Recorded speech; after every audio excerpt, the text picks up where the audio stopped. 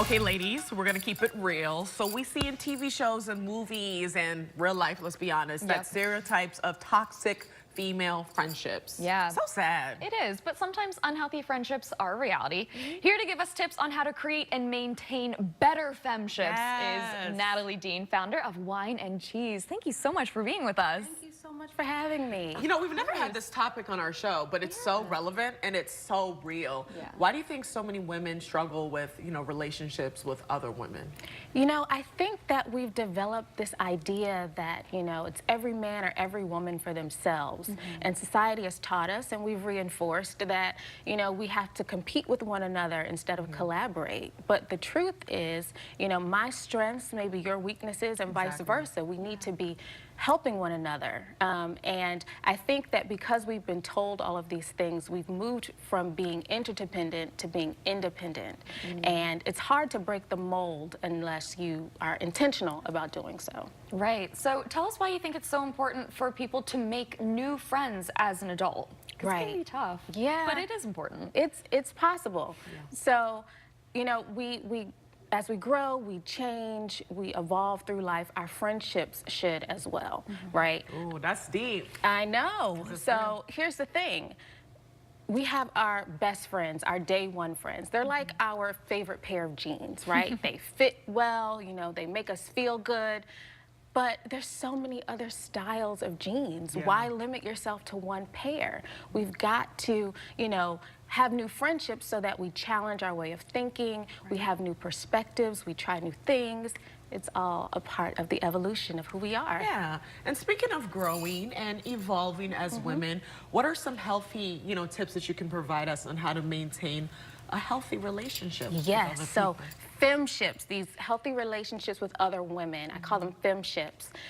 One of the first tips, and I kind of liken this to how we stay healthy or how we treat an injury, right? So the first thing they tell us to do to prevent the spread of germs is to wash our hands. So we want to wash our hands of the negative energy, the negative stereotypes that we've prescribed to or subscribed to with women, that we're catty, that we're full of drama. We want to wash our hands of that, right? Every woman at a time or two has been guilty of being something that we aren't proud of, right? But we don't want those, right? And we don't want those stereotypes to define us. So when we encounter another woman, instead of carrying those preconceived notions of who we may think she is, let's greet her with a clean slate. I love that. Yeah.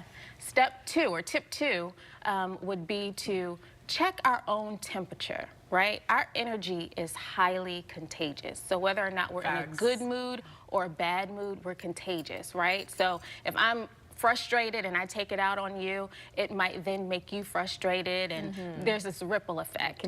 So what I mean by checking our own temperature is to be self-aware. Check in with yourself on how you're feeling, particularly if you're in a bad mood. But if you're in a good mood, you want to spread that good energy too. Put the love out there. Exactly, exactly.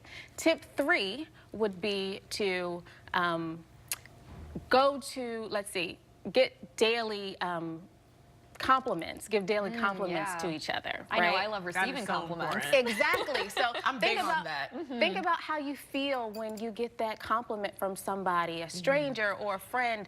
You know, it's important in our relationships to affirm one another, right? And again, we're talking about energy and how it's contagious. Compliments are a great way to lighten somebody's mood.